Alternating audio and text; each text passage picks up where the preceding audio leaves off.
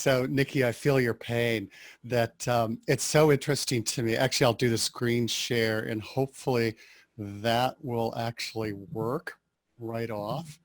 So it's so ironic to me how almost without exception, whenever I do a program on stress or resilience, there's some kind of technology problem. In fact, one of my most bizarre experiences as a speaker happened when I was doing a talk on trauma and ended up traumatizing myself. I want to start off, I wasn't going to start off with this, I was going to share it later, but it's a good example. I know you're having a storytelling program coming up, was that next week? But it's we're going to talk about how to use stories to shift people more resilient into a more empowered, resilient state.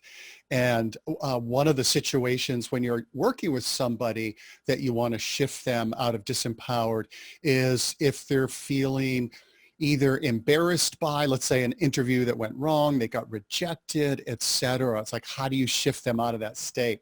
And so one of the ways of doing that is sharing a story that they might be able to relate to. And so the most bizarre speaking experience that I ever had was, it was the first time I was ever invited to do a keynote at a conference. And I had done a bunch of concurrence up to that point, but never a keynote. And I ended up making it into a much bigger deal than it needed to be. Again, like clients, let's say, going for a job interview and they make it into this is the make or break job interview. And so stressing myself out over this keynote, between that and the fact that I spent 14 hours in the air next to Typhoid Mary. So all the way from LAX to Sydney, Australia, having her coughing and sneezing on me. By the time I arrived in Australia, I had her cold. And the situation was, I sounded like this. It's like really stuffy nose, but I didn't want to take any medication because the last time I'd taken cold medication in doing a seminar, I said, it's really important to remember. And then there's like nothing, the hard drive crashed. And so I didn't want to have that happen. So I didn't do the medication. But again, I'm sounding like this. So as I'm walking onto the stage, I'm feeling very self-conscious about how obnoxious I sounded, feeling kind of bad for the audience. But that concern disappeared because a much more pressing concern emerged in my consciousness, which was no cold medicine. My nose was starting to run and I'd forgotten Kleenex. And obviously it's not an option.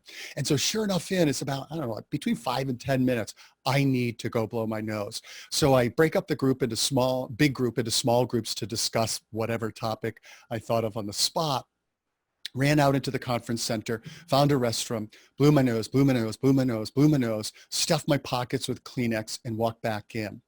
And like, now I'm ready to go. I feel good. I've got my Kleenex as a backup. But I wouldn't have been so ready and excited to go back into the hall if I had realized the whole time I was blowing my nose, my wireless mic was on. And so as I walk in, I get this like major round of applause. And I think they're just being Aussies who have just a really droll sense of humor. And then somebody shouts like, hey, did you know your mic was on? And of course, you can imagine what went through my mind. Fortunately, I just blew my nose, so it's all good. But it was wild because a couple weeks later in the mail is back in the day of cassette tapes, a cassette of the talk. And so I fast forward it to that part to see, like, did it really sound that bad? And it sounded like this flock of like monster geese, like, ugh, ugh, ugh, that never ended. So that's just one of many tech issues I've had over the years whenever it's a stress-related talk. And so I just share that with you because one of the things that you might want to do when you're working with somebody who's, let's say they're feeling stressed out about something or bummed out about, again, like a resume went wrong, I mean, an interview went bad, or they did an informational interview and they felt like it was really awkward, is if you share some sort of self-deprecating. Some of you are old enough to remember that saying, we're all bozos on this bus, kind of self-deprecating, like we all do dumb things. Story, it helps take away the shame, lower the affect levels. So now you can talk about what to do next, and they're in a more empowered state. So let's talk about how to do this. Now, quick, you know the old saying about begin with the end in mind, or it starts with why. Let's just talk briefly about why bother, get really good at these tools and teaching people these tools. Because number one, resilient people aren't as easily stressed out. That's kind of obvious. They're also more likely to be in a good mood because they're not stressed out, have a lot more energy because all their energy isn't devoted to coping and dealing, handle rejection, adversity more easily. And so resilient job seekers are able to keep their energy level and spirits up during the grind that can be the job search. Also, obviously stay healthy, lower stress, healthier, obviously especially important right now, and show up as their best selves. So let's say they're driving to an interview and they get in a big traffic jam, rather than getting all stressed out and it ruining their mood. And now they go in to the interview in a annoyed or mildly agitated state, able to go in their best self state. Also, we're going to talk about how our emotional state affects how our ability to see opportunities, which obviously is really important, especially like with career changers. And then take the actions they need. You think about how many people you work with who dread networking, dread talking about themselves, etc. More resilience, the less they have a problem with that. So I like to break resilience into 4 categories or components, because each component speaks to a different set of skills and practices. So we typically think of adversity as or resilience as the ability to bounce back from adversity. And so not just big life adversities, but let's say the recruiter not getting back to you, or dealing with an annoying coworker. It's number 2, the ability to not sweat the small stuff. And so we all know people who are drama queens or drama kings who get upset over every little thing. But number 3, it's our ability to perform on its big stuff, because not all of life is small stuff.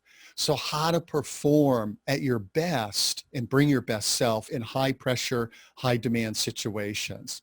And so let's say on the job, being able to do work that's really emotionally demanding and be just as compassionate and kindly at the end of the day as in the beginning of the day. It's also flexibility. So our ability to respond flexibly to changes as well as rapidly. And this is what I think of as being different, the difference between just being sturdy and stoic and being resilient. Like stoic is being sort of like a river barge or a tugboat. It's hard to tip over. But in today's world, you have to be a whitewater kayak, durable and obviously able to paddle the rapids of life. The analogy that I like to use as a surfer is resilience is like big wave surfing. And so this big wave surfer, his experience of this, obviously there's some fear, but also he experiences is exciting and challenging. And so what he experiences as exciting and challenging, for somebody with my skill level, that would be terrifying and then an end of life experience.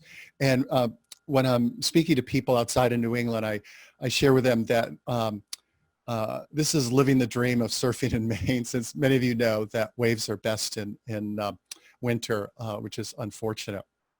And so I think of it as resilience is like big wave surfing, because the more resilient we are, the more facing change, challenge, and uncertainty is invigorating, kind of like a bring it on attitude, as opposed to feeling daunted or frightened or terrified or overwhelmed.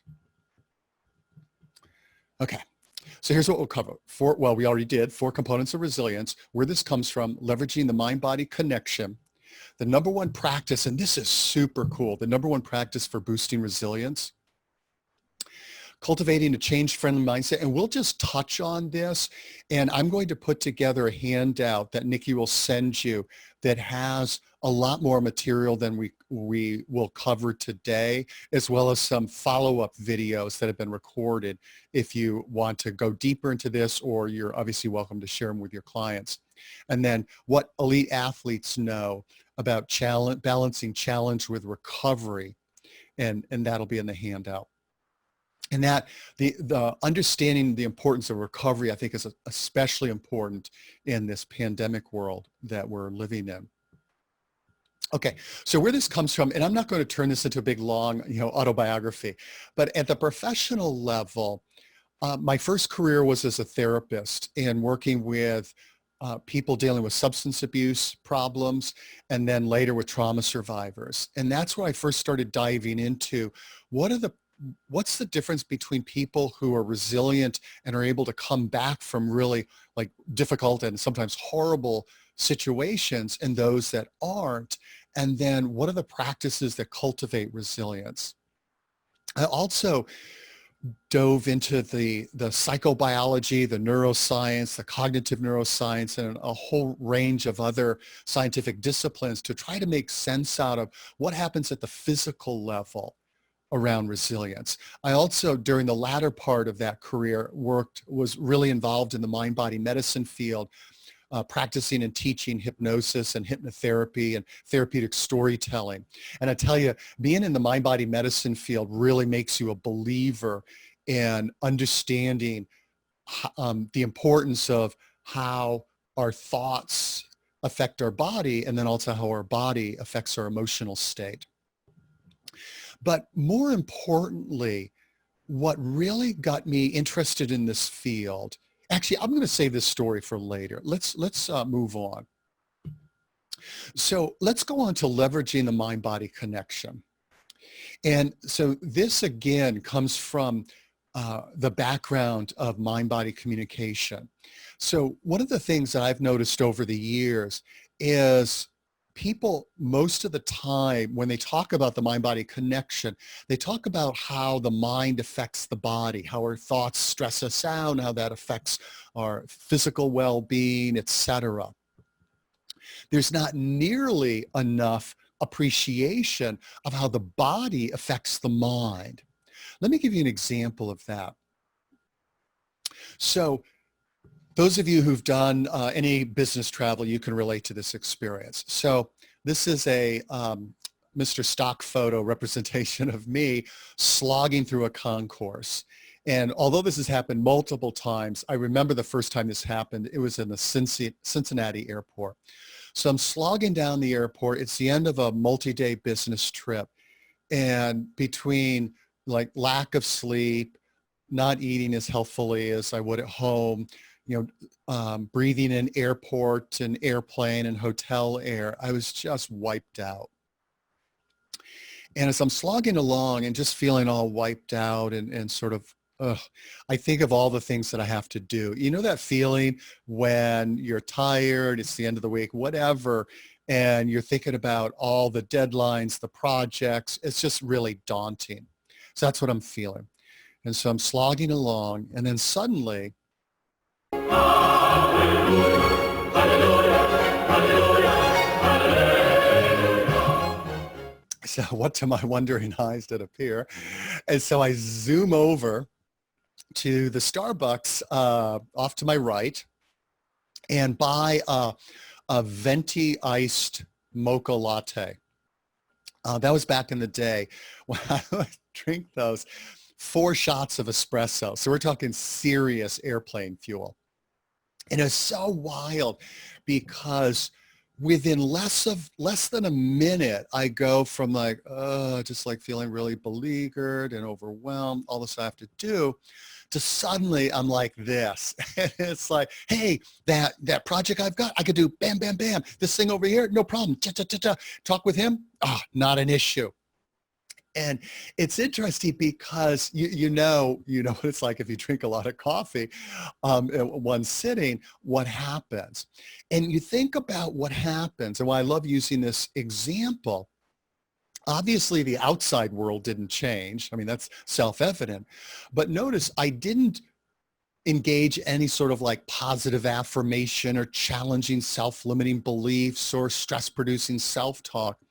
All I did was change my physiology. That's all that happened. And with that change in physiology, it changed my mood, which literally changed my perception of the outside world, in my world.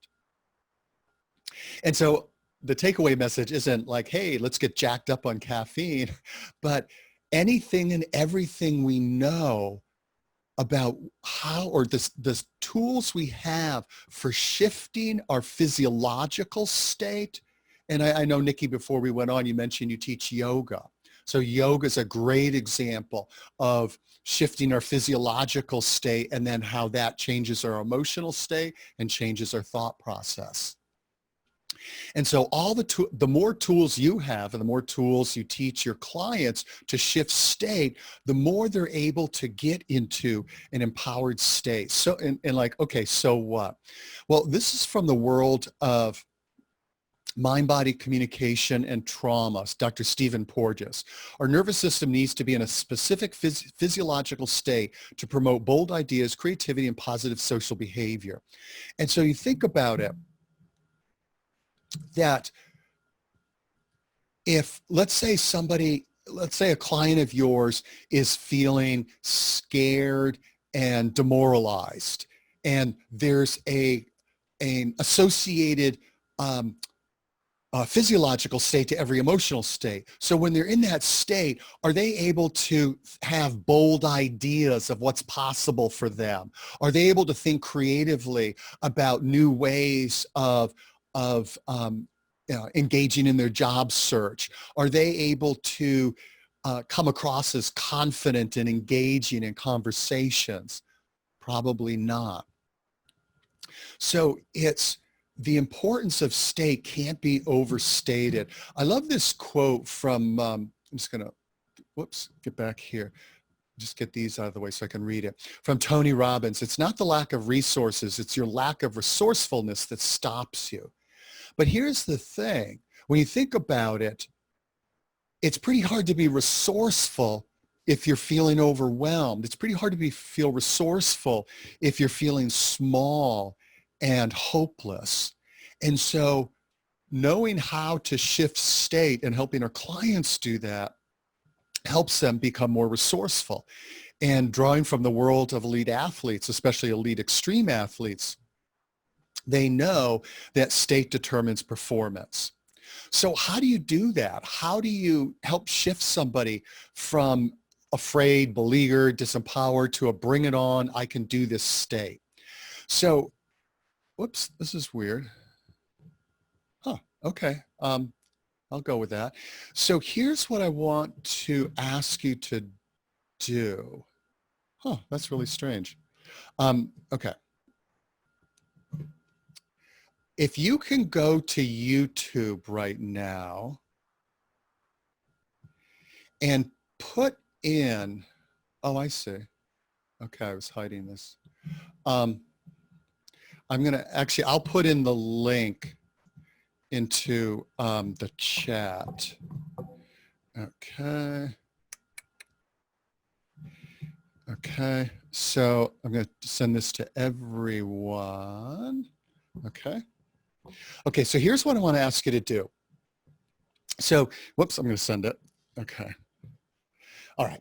So I'm going to ask you in a moment to click that link and play that video, the song Brave by Sarah Bareilles. Okay. And I could see by some expressions that some of you know that song. It's awesome. And here's what I encourage you to do. I mean, you could do whatever you want, but if you want to get the full benefit of it, here's what I encourage you to do. If you're alone, to go ahead and get up, at the very least, stand up and do what Amy Cuddy would call a Wonder Woman pose, a power stance. Legs wide apart, hands on hips. Even better, dance to it, okay? turn off your, video, obviously, um, and and just enjoy it. But at the same time, if you want, in the background, as you're feeling the music and hopefully you're moving, to just be thinking about like, what would I do? Like, what would totally brave me do? Like, what are things like when I'm just rocking the bravery and the courage I could do? Okay. And so go ahead and play that. And when it's done, to just a minute or two, I'm going to go out in my living room and I'm going to dance to it myself. And when you come back, just jot down some thoughts about what comes to mind. And either you can just jot it down for yourself or you can put it in the chat box. Okay? So any questions before we do that? Looks like we're all good. Okay, so I'm going to hit stop video and I'll be back and so will you.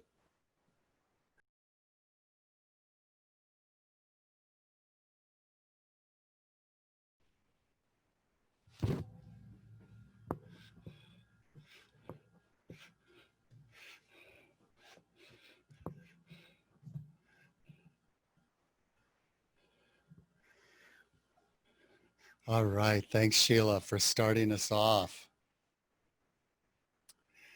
And so other folks, thanks, Michelle. Cool.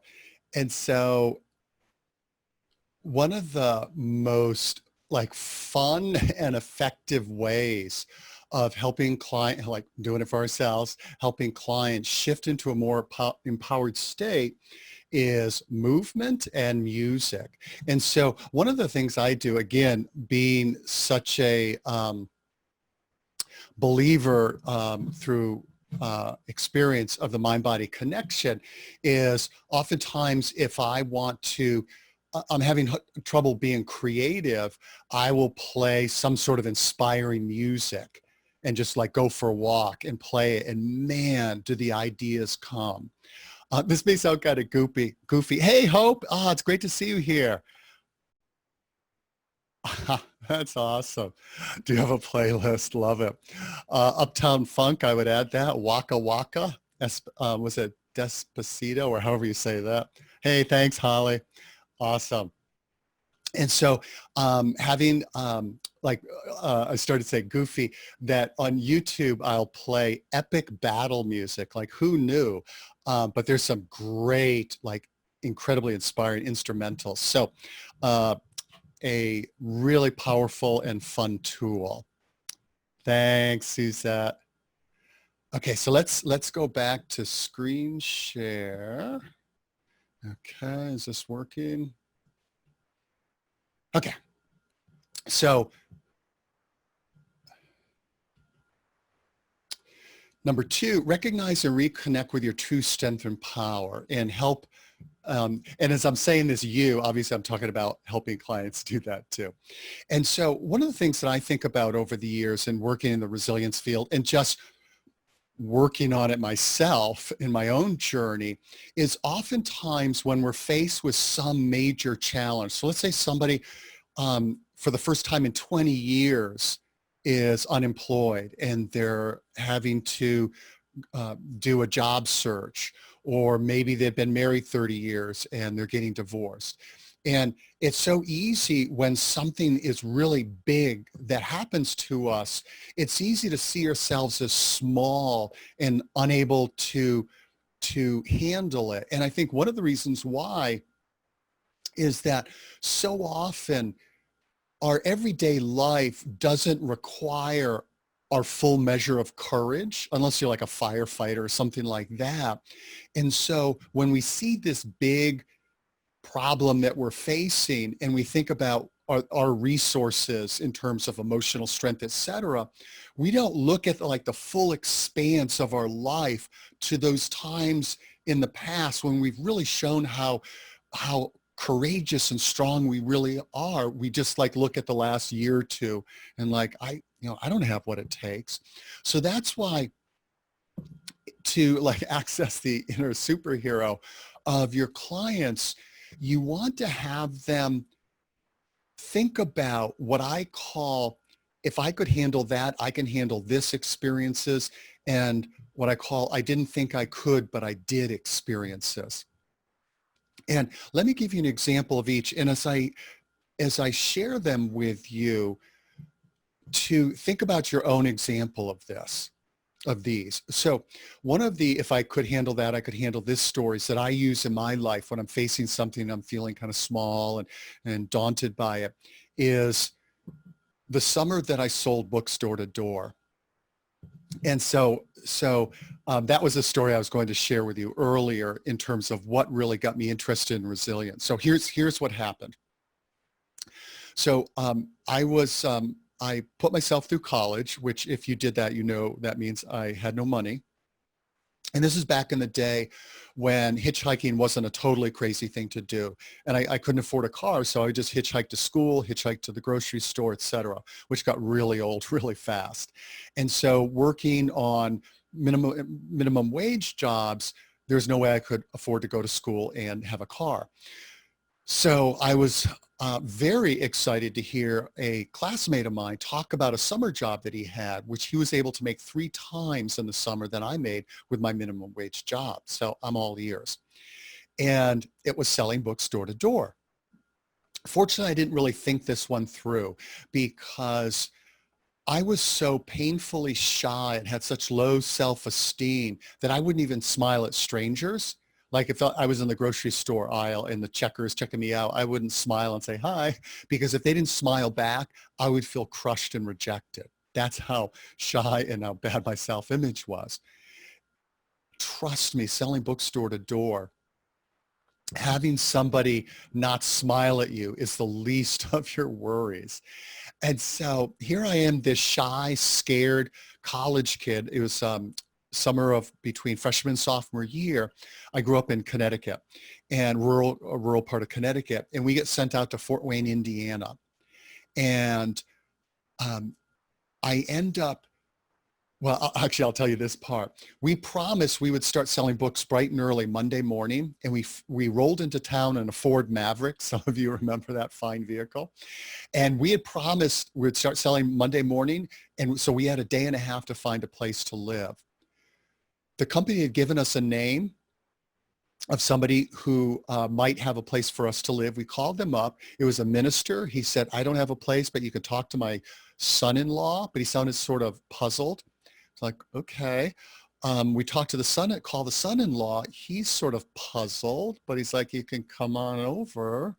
And so we go over, and then we discover why they were so puzzled about the request and not really psyched about their this connection, because the place that we could stay was a halfway house. It was a halfway house for people who were chronically mentally ill.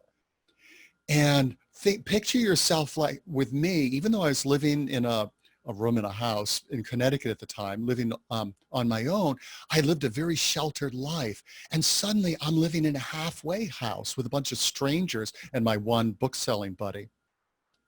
Fortunately, about 2 weeks in, we were able to find a place, like a regular place. But every day was outside my comfort zone. And in fact, my first day at work, again, I grew up in a rural town, small houses. I'm working in this upper middle class neighborhood with like huge houses. I remember I knocked on the door. This is back when people were actually at home during the day.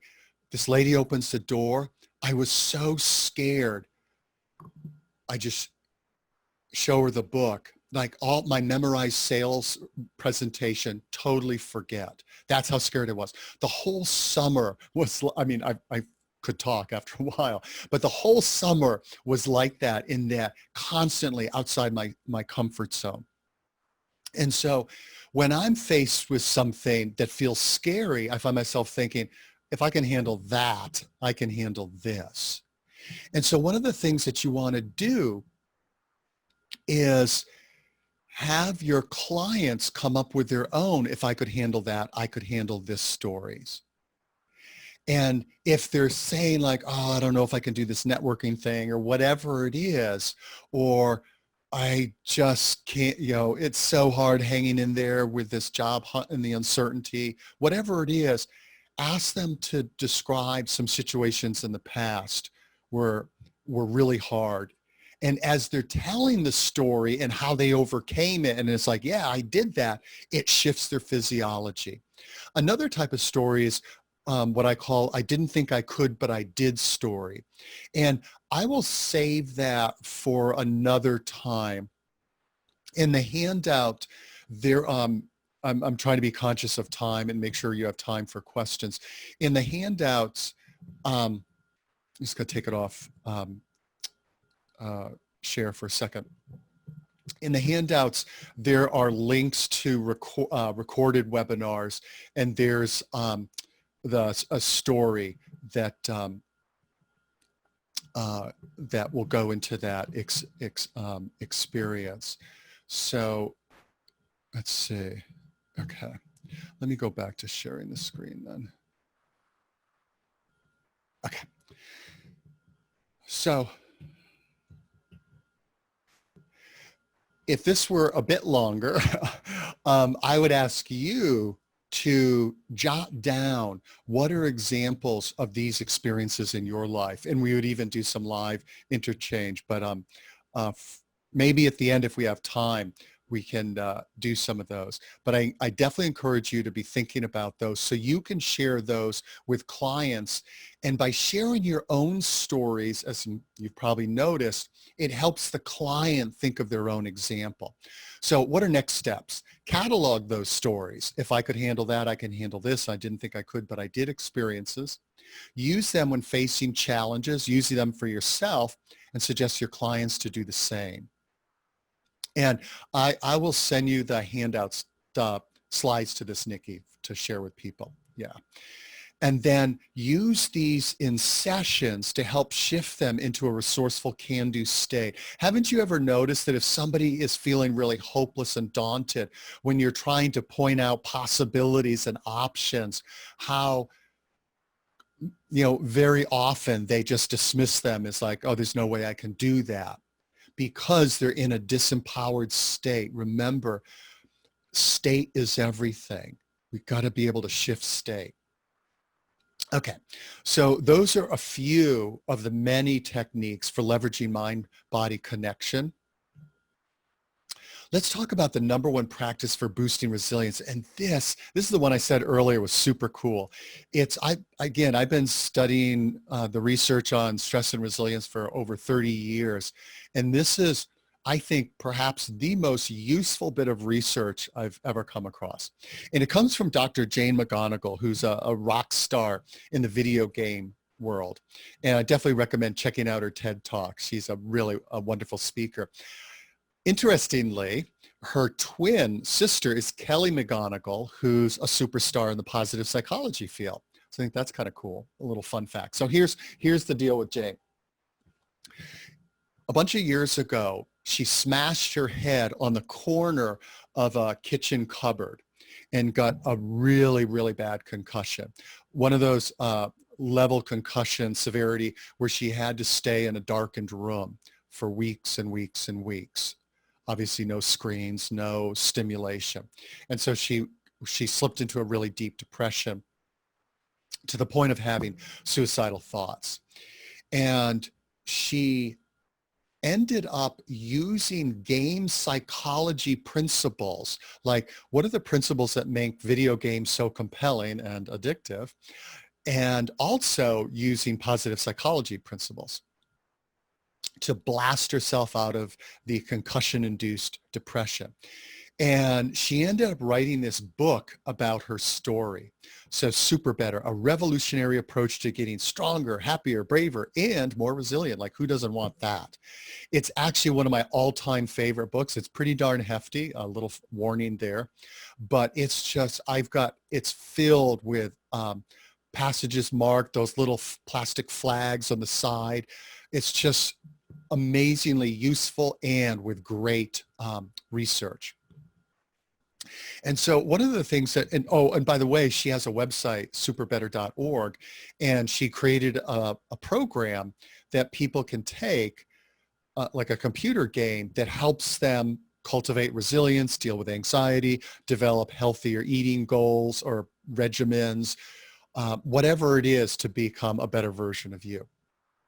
But here's the piece of her work that really hit me. And so she talked about the concept of power-ups in video games.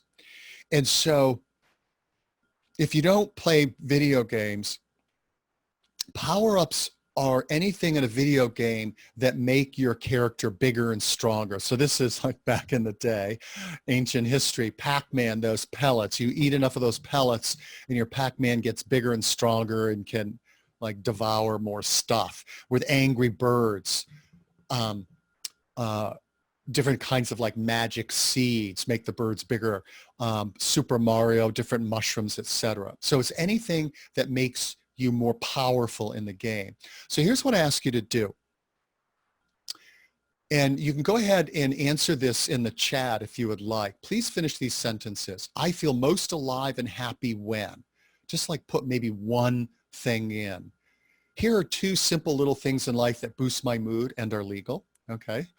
And then 3, it would make me a happier camper and maybe even healthier if I started doing X again. So what would those things be? So go ahead and do that. And I'm going to stop sharing the screen in a minute because am I able to see chat? Oh, maybe I am able to see chat. Yeah, you should have an icon at the bottom of your screen, David. Yeah. So here's the thing. It's actually at the top because I'm sharing the screen. When I hit chat, it doesn't give me the option. Let me try this, Alt-H. Yeah, still not doing it. Oh well. Can you read off some stuff? I can read off some. Yeah. Let's see. We are having, let's see, scuba diving, hiking. I'm on a boat on the ocean. When I'm outside, when I'm in nature.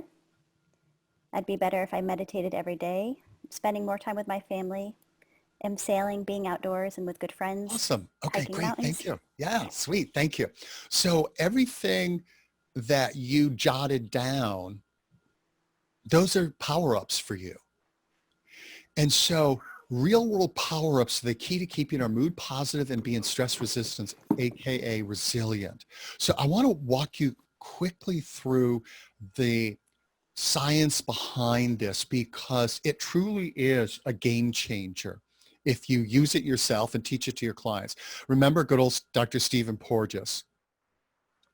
Power-ups don't only boost our emotional state. So let's say you're outdoors, you're playing with your dog, you're doing yoga, you're sailing, whatever. It doesn't just cheer you up. It literally builds resilience. And here's how it works. Power-ups do that by strengthening what's called vagal tone. So you see that the vagus nerve there on the right. The vagus nerve is sort of like ground zero for the mind-body connection. It plays a huge role in how what's going on in the mind affects the body and how what's going on in the body affects the mind. So you see that 8 habits that stimulate your vagus nerve and keep you calm, cool, and collected. A strong vagal tone is the neurobiology of grace under pressure. The stronger the vagal tone, the greater the resilience. And what really surprised me in, coming from a trauma background is when I was reading the research in Jane McGonigal's book, Super Better, and she said what they found when they said scientists were examining what's the number one factor impacting how affected a person would be by a traumatic event. So would it devastate them or would they be just like, all right, I can handle this? And I thought it was like their support system, their ability to talk about it after, being a former therapist. Of course I would think that. But what it was how strong their vagal tone was. And so think of vagal tone as sort of being like a flak vest or Teflon, like bad things either bounce off or slide off you. So stronger vagal tone makes you less reactive, and therefore less affected by difficult people and difficult circumstances. So helping clients strengthen their vagal tone through power-ups helps them not only keep their spirits high during the arduous task that is the job search, but also strengthens their overall resilience. And so here's also what was super fascinating to me about the research on how do you strengthen vagal tone. Think of it like exercise. And here's what they found, that what strengthens vagal tone is little microbursts of positive emotions. So having a fun walk and talk with a friend or colleague, listening to a fun song, dancing, watching a funny video, etc. And so what they found, it was just those little fun moments. It wasn't orchestrating or waiting for some big uplifting occasion. So it's not like, it's great to have a wonderful vacation, like obviously, like who doesn't want that? But that's not what affects your emotional health and your mental health anywhere near as much, and your resilience, as little microbursts of positivity throughout the day. What also was really fascinating to me was that people with strong vagal tone, they didn't have any fewer negative emotions throughout the day. They just had a lot more positive emotions. So the ratio positive to negative. So I thought that was really encouraging, because, let's say being laid off and unemployed and doing the job search, there's going to be a lot of negative emotions there. It doesn't mean, the person isn't able to strengthen their vagal tone and cultivate resilience. It's like, no, you can. It just means be more intentional about designing into uplifts. So how do you do that? Seek out and create little microbursts of positivity. So this little critter on my back, this is Minnie, my little blind shelter dog. I used to volunteer at an animal shelter, and nobody was looking at her because she was blind. And so I took her home for a week to give her a break, and that was 6 years ago. So those of you who have dogs, cats, ferrets, chinchillas, whatever, you know how fun it is to be around them. So she's a great inspiration for resilience. This is obviously Photoshop, but even though she's blind, and I think she had a really bad life before, just the happiest little camper in the world. Maybe it's hanging out with little woodland creatures that you like. Here's one of my little chipmunk friends. Several of you mentioned, Nikki mentioned in the chat, being out in nature, being around animals. What are some other power-ups that work? Think about other things. Well, actually, interestingly enough, cute animal videos have been shown to boost your dopamine level and oxytocin. Both are heavy-duty positive emotions. So let's just watch this for a second.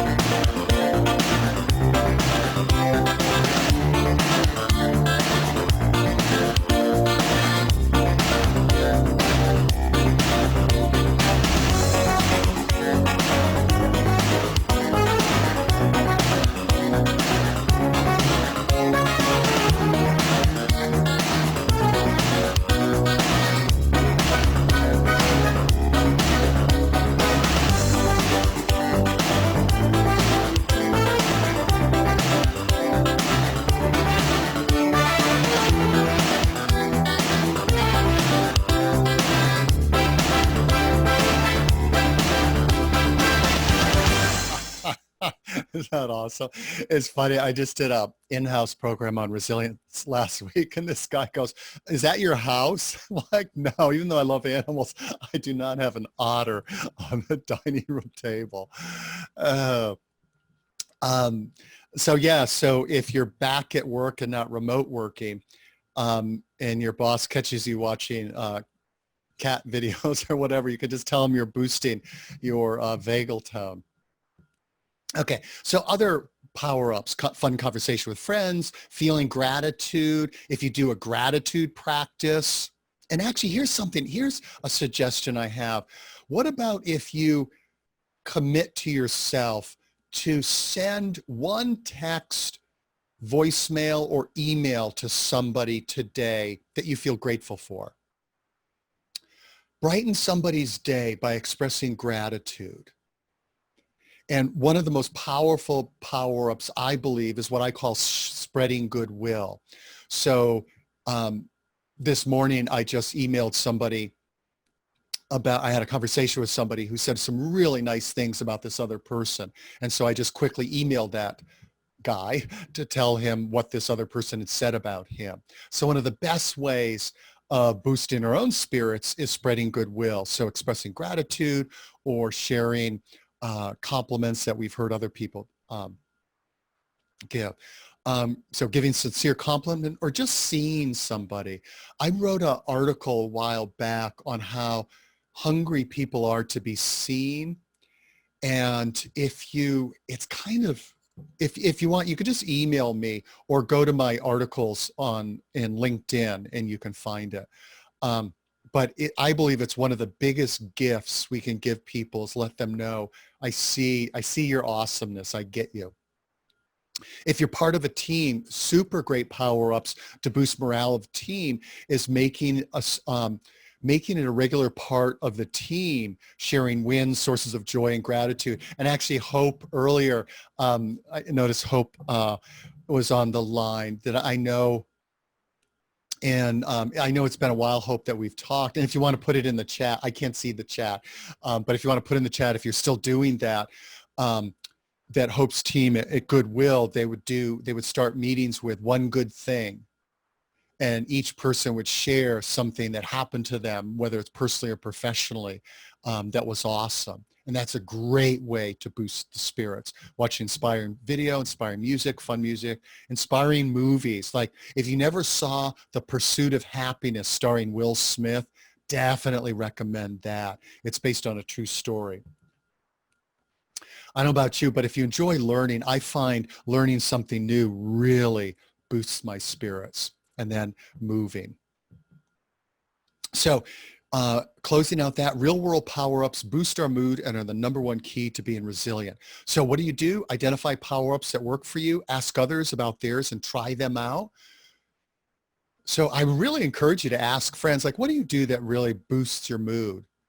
And try out different ones, implement them throughout the day and teach this to your clients. So here's what I want to do. Cultivating a change-friendly mindset. I want to end off with, we've got 15 minutes. I want to stop for a second to see if there are questions. Hey, Hope, awesome. Yes, you still do the one good thing. Don Wolf. Oh, cool. Thanks, James. Don Wall. Never heard of that. Are there any questions before we launch into this last part? No. So I'm going to go back to sharing screen, and Nikki, if you can just do a shout out, and just feel free to barge right in. Okay. Okay. I will. Thanks. Thanks. Okay. So I'm just going to touch on this because in the handout, I'll build on it. Okay, so cultivating a change-friendly mindset, I think of it as like building strength and flexibility in the physical world. So strength is, you see at the bottom, courage, ability to perform at your best when it's big stuff, flexibility, ability to respond resourcefully to change and uncertainty. Now I put these two individuals, the lady on the left is in her 80s, the gentleman on his right was early 60s doing a pistol squat. So great challenge of self-limiting beliefs. I love this by the novelist Doctorow. It's like driving a car at night to never see further than your headlights, but you can make the whole trip that way. And I love that. He was talking about what it's like to write a novel. It's like you just write something and then you can see the next step. You never know where it's going. And that's really what life is like. And so you think about clients, especially those who've been laid off, that they feel like they're driving at night and they want like the whole trip laid out for them, and helping them feel more at peace in the midst of change, challenge, and uncertainty. And so one of the ways of doing that is repeating the mantra, discomfort is my friend. And I love that. And I heard that someplace, and I say that to myself now, because as you know, that all growth comes outside our comfort zone. So if we're uncomfortable, that means we're growing. Oh, and for those of you who are into yoga, I wrote a article called Learn to Love Your Wobble. And so I'll try to remember to put a link in the handouts. But if I forget, if you just Google "Love Your Wobble" David Lee, it's something that happened in a yoga class related to this. But let me I'm going to quickly share this story because it's something, your version of this, I encourage you to share with your clients.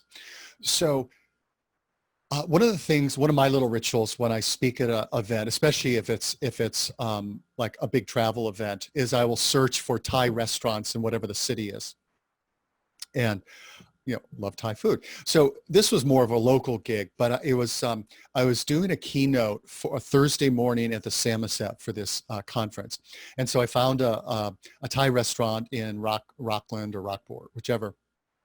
And I'm all set to have, I get there Wednesday to have my Thai dinner that night, go over my notes, etc.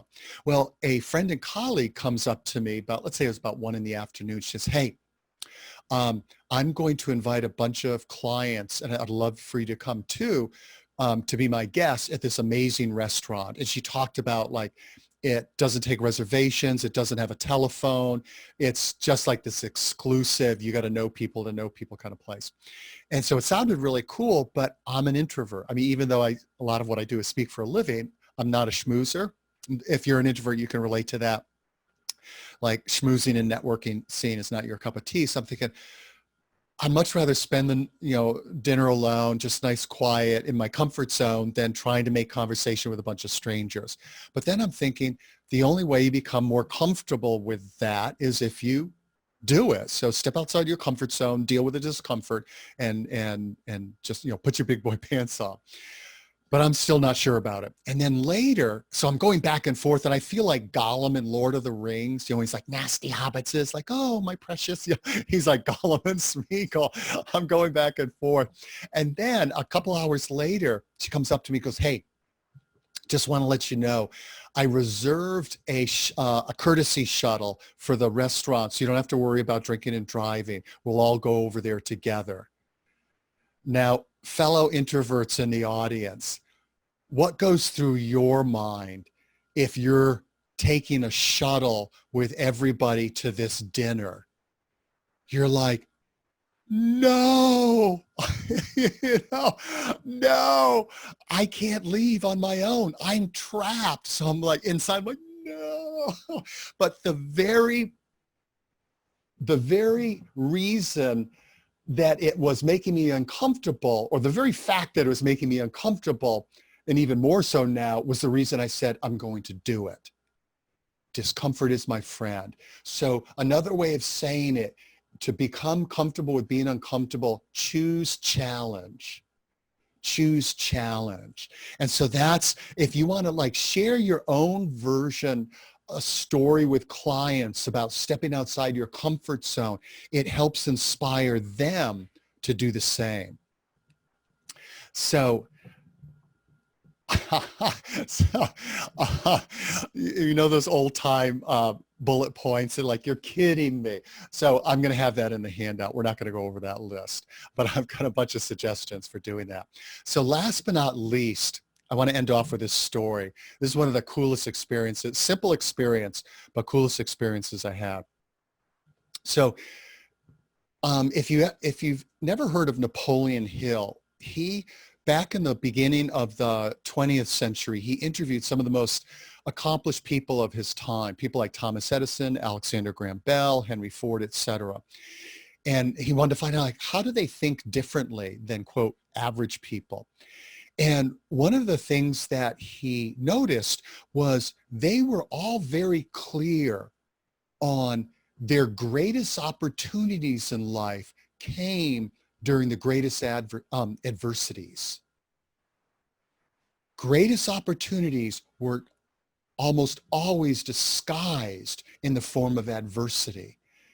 And what Napoleon Hill said is that for the, quote, average person, they just focused on the adversity. They were blind to the opportunity. Whereas the super accomplished and successful people had sort of like X-ray vision, if you will. And so one of the ways, so what that makes me think of is how we can tune our brains to see the opportunities and gifts in adversity and crises. Because the human brain is hardwired to notice what's wrong and what's bad. And if you think about, I won't go into the neurobiology of it, but if you think about it, the human brain's hardwired for survival. It makes sense. Notice the poisonous snake versus the pretty bird. So we are naturally, our brain's naturally tuned into like the crisis station, if you will. We want to teach it to go to the dial, go down the dial to the hidden opportunity and gift station.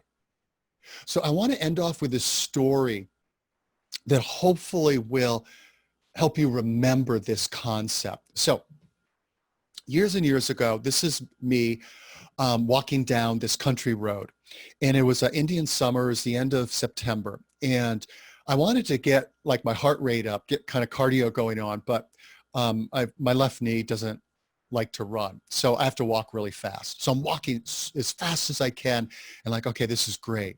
Unfortunately though, the road has all these little guys here. Growing up, we called them woolly bears. That, you know, oftentimes they come out in the fall and they're just all, I was gonna say chilling out, but they're basking in the warm sun, having a good time.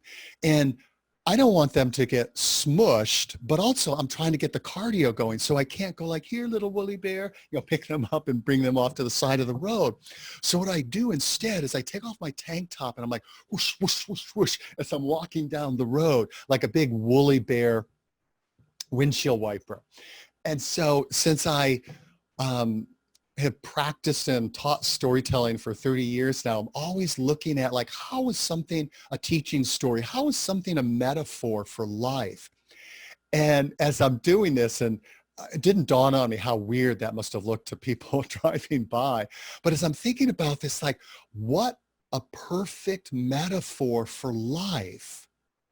So from my perspective, like the 30,000 foot perspective, I'm saving their lives. But the woolly bears, like on the ground perspective, it's a disaster. Like 1 minute, picture yourself as a woolly bear. 1 minute you're enjoying the warm sun. Next minute you're getting like flying off into the bushes. It was fun. I did this program yesterday at a company, and this guy goes, that kind of looks like a Cheeto. It's like, yeah, actually it does, doesn't it? Yeah. And so the rare banded Cheeto. So you put yourself in the Cheeto, in the woolly bear's position. Life is good, and then you're flying, and your whole world is turned upside down. Well, isn't that like how we are during crises, during adversity? We feel like our whole world is topsy-turvy. We feel picked on. It feels like a disaster. And so what we want to do, instead of get locked into the woolly bear perspective, is get to the higher perspective, the witness perspective, the 30,000 foot, and ask, what are the hidden gifts here? Now, back in the day, motivational speakers would say the Chinese character for crisis is the combination of the characters of danger and opportunity. Apparently that is not true, but it sounds good. But it is true. It's both danger and opportunity.